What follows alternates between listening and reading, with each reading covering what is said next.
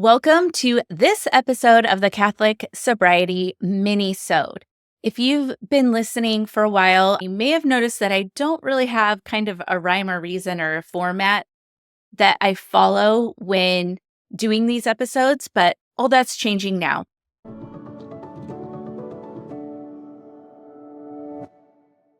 I actually want to have these minisodes be concise and be coach focused. So I'm going to invite you to send in your questions or any issues you're dealing with.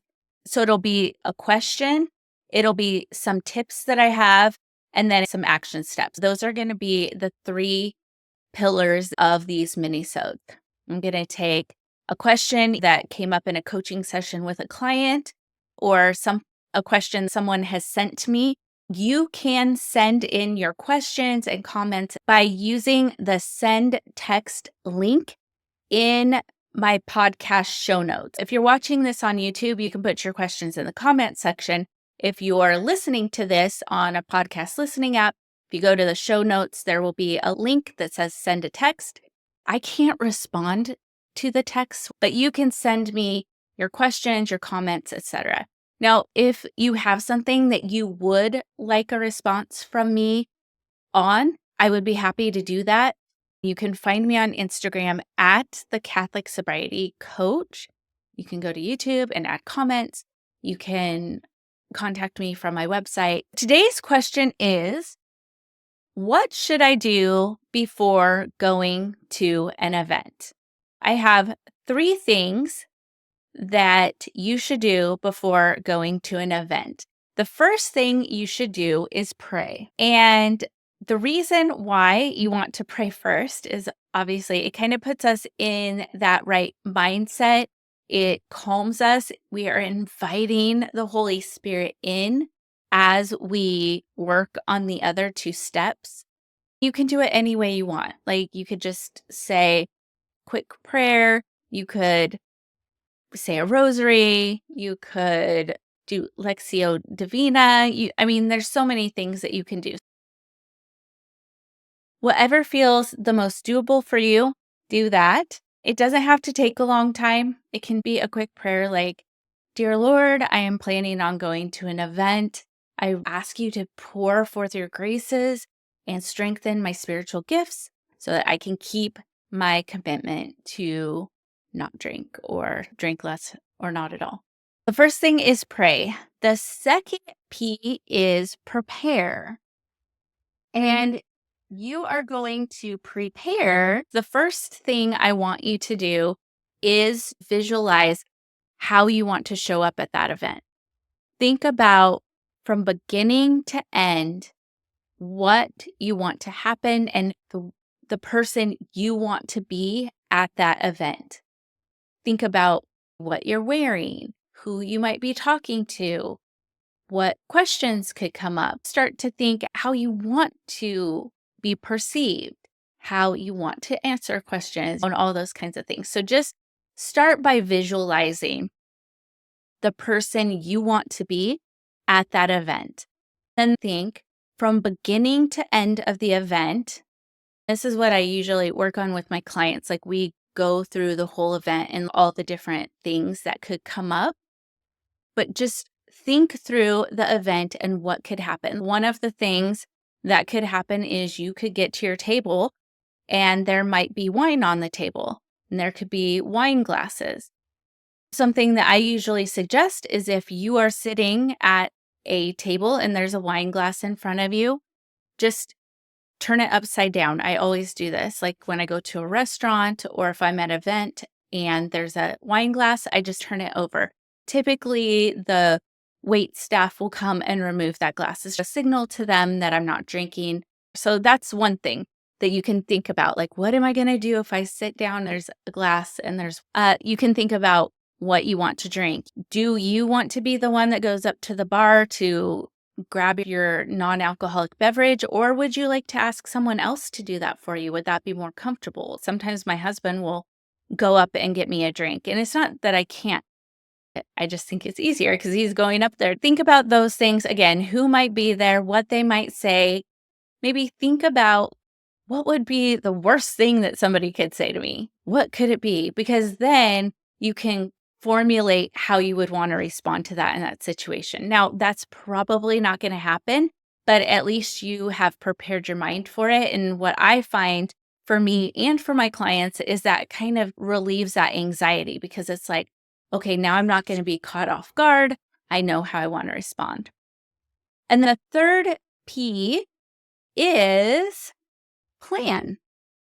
So you're going to make your plan. A plan could be how you're going to get your drink, who is going to be there, what you want to drink, what you want to say if somebody offers you alcoholic beverage, and those types of things. I also recommend two things.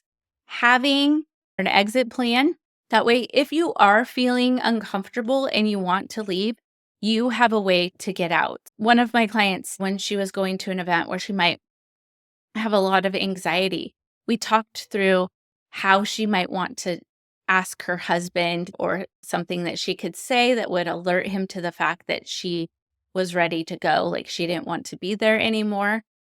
And I usually encourage that. Always have like an exit strategy for when you're uncomfortable. It's okay to be uncomfortable. Like you can be uncomfortable. So I don't want you to not allow yourself to be uncomfortable.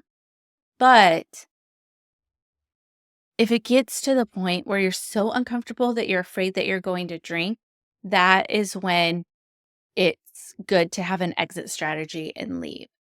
And then the other thing that I suggest planning for is have a plan for if you're feeling anxious or uncomfortable, but it's not at the point for wanting to leave.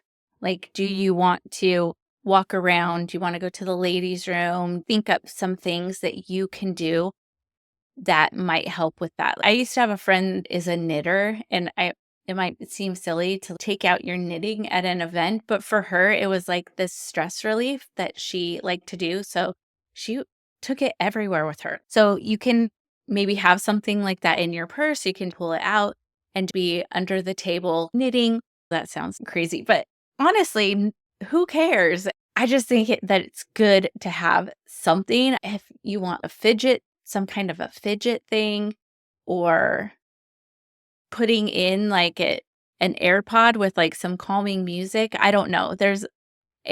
It's based on your comfort level and what will help you get through things. So the 3 Ps for the question, what should I do before going to an event? You're going to pray by inviting the Holy Spirit in as you start to work on the plan for this event. 2 is you are going to prepare by visualizing the person you want to be at that event and thinking through from beginning to end what obstacles, triggers you might encounter. And the 3rd is to have an action plan. I find that it's really helpful to write it out. If this happens, then this. If this happens, then this.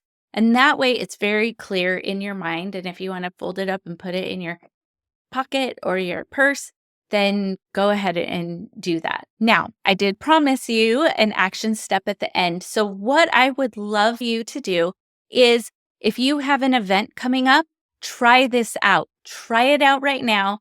Pray, prepare, and then plan.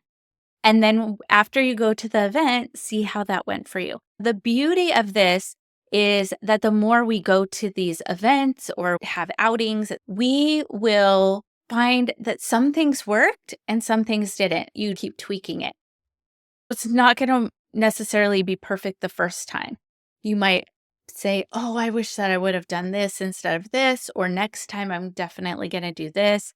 That's how you start to develop and refine your plans. Eventually, you may not even need to make a plan beforehand. I just think it's always good to be prepared.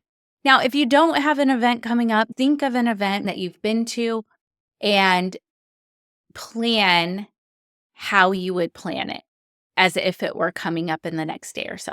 Do that and let me know how it goes. You can DM me on Instagram or you can send me the text, my show notes, or comment if you're on YouTube.